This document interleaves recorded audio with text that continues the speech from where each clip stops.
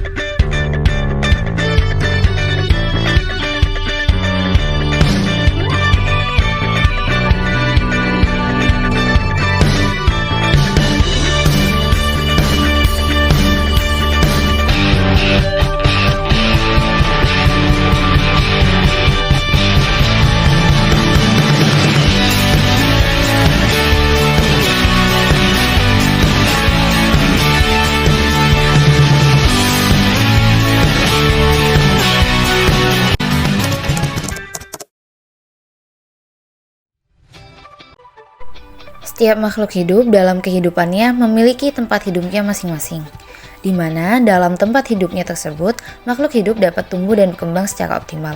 Interaksi antara makhluk hidup dengan lingkungannya disebut dengan ekosistem. Di bumi ini, kita dapat menjumpai banyak sekali jenis ekosistem. Pada dasarnya, ekosistem di bumi ini dibagi menjadi dua macam, yaitu ekosistem daratan dan ekosistem perairan.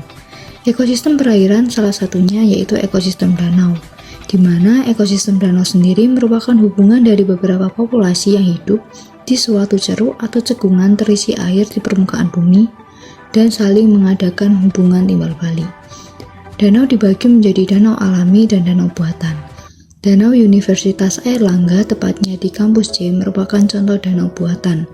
Danau ini terisi oleh ikan dan makhluk hidup lainnya. Interaksi ini tidak hanya disebabkan oleh komponen biotik saja, tetapi terjadi juga akibat komponen abiotiknya.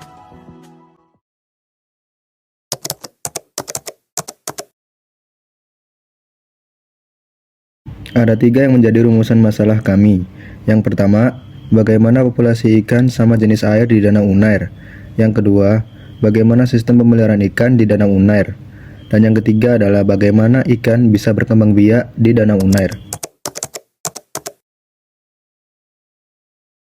Populasi ikan di Danau Uner didominasi oleh spesies ikan mas, dan juga ada spesies lain seperti mujair dalam jumlah yang lebih sedikit.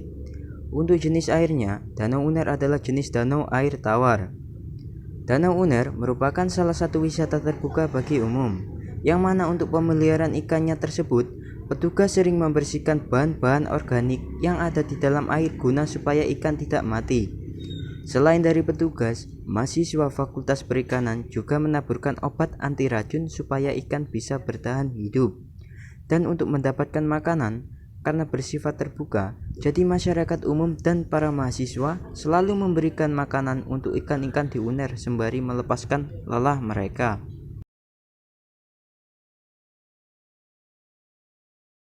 Ikan-ikan yang ada di Danau Uner setiap harinya semakin meningkat.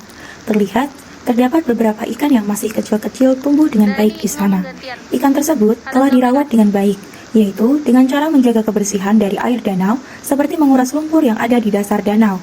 Selain dibersihkan, danau juga diberikan pompa oksigen yang mana tujuannya supaya ikan bisa menyuplai oksigen, serta setiap harinya pengunjung selalu memberikan makanan pada ikan-ikan mas tersebut.